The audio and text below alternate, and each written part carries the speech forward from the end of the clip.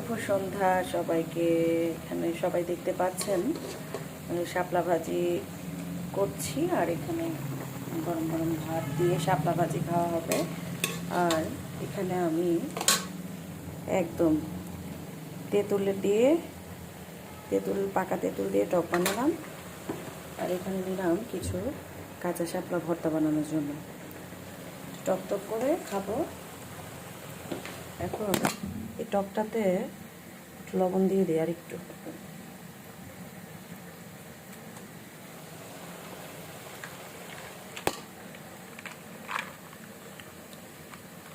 তেঁতুলের